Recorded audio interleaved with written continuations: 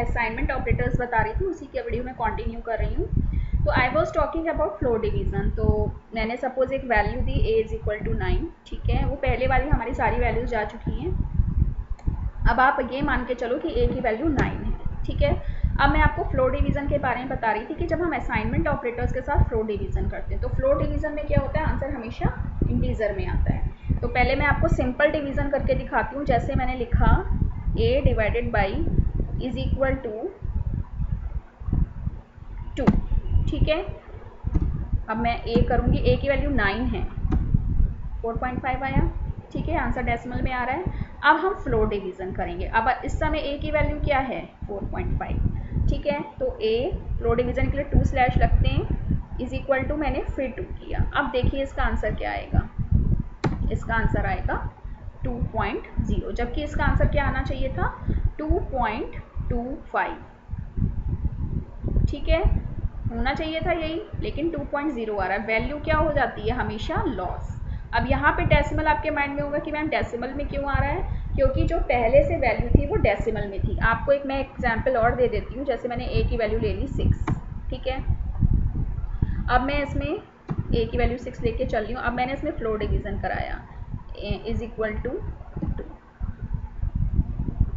नहीं कोई ऐसी वैल्यू लेते हैं जो इससे 5 ले लेते हैं, ठीक है। a प्रिंट कराया, 1 आया आंसर, ठीक है।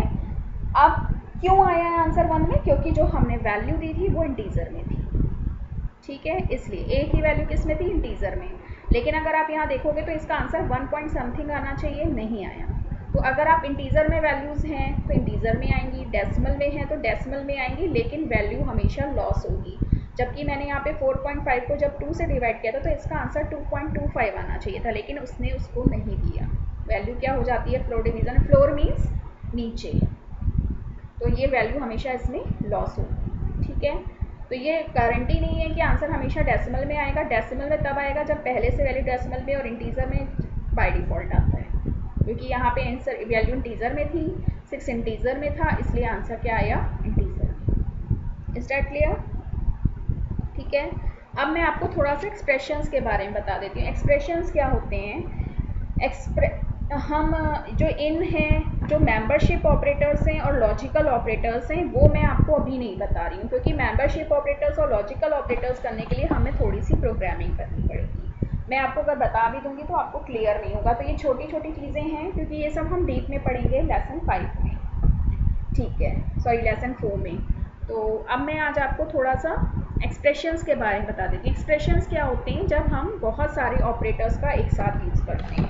जैसे मैंने लिखा 3 + 5 मल्टीप्लाई बाई 6, ठीक है। अब इसका आंसर क्या आ रहा है, 33। अब एक्सप्रेशंस देखो किसने कैसे सॉल्व किया है, इसमें लगेगा रूल, जिसको हम कहते हैं ऑपरेटर प्रेसिडेंस। और ऑपरेटर प्रेसिडेंस पड़ेगा आपको, बुक से पढ़ना पड़ेगा ऑपरेटर प्रेसिडेंस, जिसमें आपको ये पता चल जाएगा कि कंप्यूटर्स में वो कौन से ऑपरेटर को पहले प्रायोरिटी देता है। जैसे हम मैथ्स में बॉडमास का रूल आप फॉलो करते हो, पहले आपका ब्रैकेट होता है, ऑफ होता है, डिवीज़न, मल्टीप्लिकेशन, एडिशन, वैसे ही। लेकिन कंप्यूटर्स में क्या है, जैसे कि अभी आपने देखा यूनरी ऑपरेटर्स होते हैं, अरिथमेटिक ऑपरेटर्स होते हैं, असाइनमेंट होते हैं, लॉजिकल होते हैं, रिलेशनल होते हैं।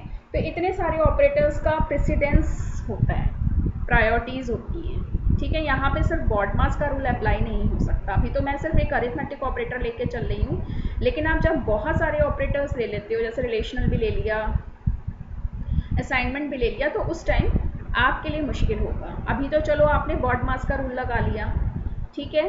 तो इस तरह से, लेकिन अभी भी, अब इसने इसको कैसे सॉल्व किया है, पहले बॉडमास के अगर अकॉर्डिंग दे तो पहले मल्टीप्लाई हुआ है, 5 6 30, 30 + 3 33, ठीक है। तो यहाँ सिर्फ अगर आपको अरिथमेटिक ऑपरेटर्स दिए जाएँ तो ये आप बहुत ईजिली सॉल्व कर लोगे। अब जैसे मैंने 9 मॉड्यूलस 7 -8 कर दिया।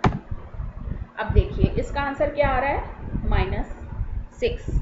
अब मॉड्यूलस होता है रिमाइंडर, तो इसने क्या किया, पहले 9 को 7 से डिवाइड किया, ठीक है।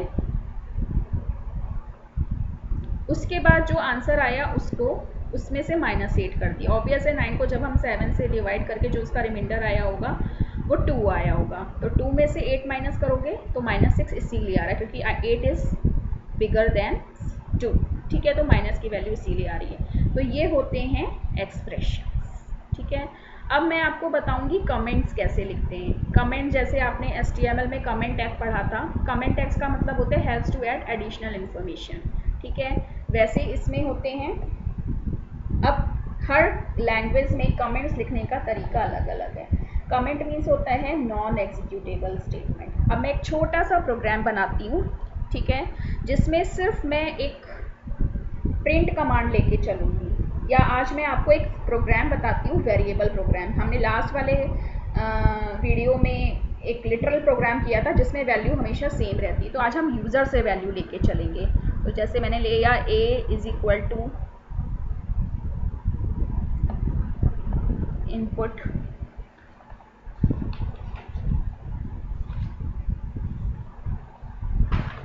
यहाँ पे पहले इंटीजर लेंगे। जब हम न्यूमेरिकल वैल्यू लेते हैं ना तो हमें बताना पड़ता है।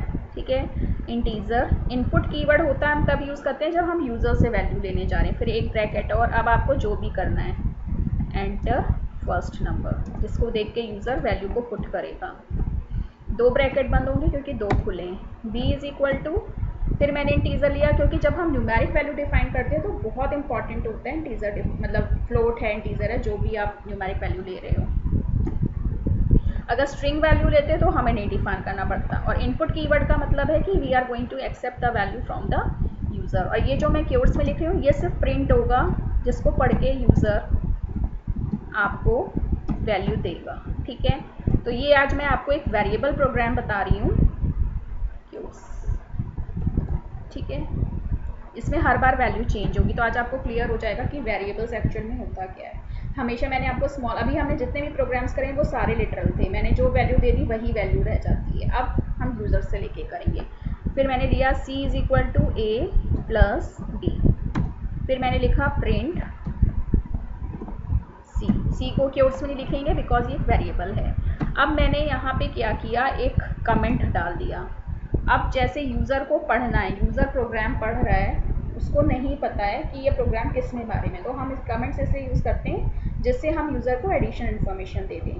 ठीक है, और कमेंट्स हमेशा किससे लिखे जाते हैं, by using hash sign. Hash का मतलब है आप हैश में जो भी लिखोगे वो एक एज अ कमेंट होगा, वो प्रोग्राम को एलैबोरेट करेगा, यूज़र को समझने में हेल्प करेगा, लेकिन ये एक नॉन एग्जीक्यूटेबल स्टेटमेंट है। तो मैंने ये लिख दिया, this is a program to add numbers।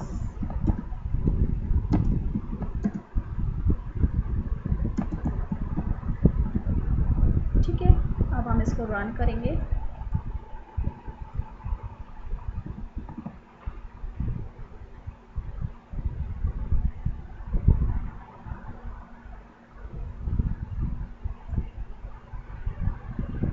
ये देखो आ रहा है एंटर फर्स्ट नंबर, तो मैंने फर्स्ट नंबर दे दिया 23, सेकेंड नंबर दे दिया 45, तो इसका आंसर क्या आ गया 68। ठीक है, अब मैं जब भी प्रोग्राम रन करूंगी हर बार वो नई वैल्यू मांगेगा, तो ये नहीं है कि हर बार वो 68 आंसर देगा। अब मैं अगर प्रोग्राम को फिर से रन करती हूँ, ठीक है, F5 प्रेस करती हूँ मैं, ये देखिए फिर से मांगेगा वैल्यू मुझसे, 45 दे दी मैंने, 90 दे दी। अब की आंसर क्या आया 135। तो ये एक बहुत स्मॉल प्रोग्राम बताया। इससे पहले मैंने आपको 2 नंबर्स ऐड करने का प्रोग्राम बताया था, लेकिन वो प्रोग्राम कांस्टेंट था, लिटरल था। अब ये एक वेरिएबल प्रोग्राम है जिसमें हर बार वैल्यू चेंज की हो रही है बिकॉज हम यूज़र से ले रहे हैं। तो इनपुट कीवर्ड, आज आपने 2 नए कीवर्ड सीखे। इंटीजर तो मीन्स कि आप एक डाटा, जैसे कि मैंने आपको न्यूमेरिक लिटरल्स के बारे में ऑलरेडी बता रखा है, तो उसमें इंटीजर फ्लोट आपने पढ़ा ही है। तो जब भी हम यूज़र से न्यूमेरिक वैल्यू लेंगे, it's mandatory to define numeric data type, चाहे आप फ्लोट हो तो फ्लोट, इंटीजर लो तो इंटीजर। और इनपुट का मतलब when you are going to accept a value from the user. तो ये एक छोटा सा प्रोग्राम आज हमने करा है, और इसमें मैंने आपको हैश कमांड भी यूज़ किया। ये जो लाइन आप देख रहे हो, sorry, this is a comment.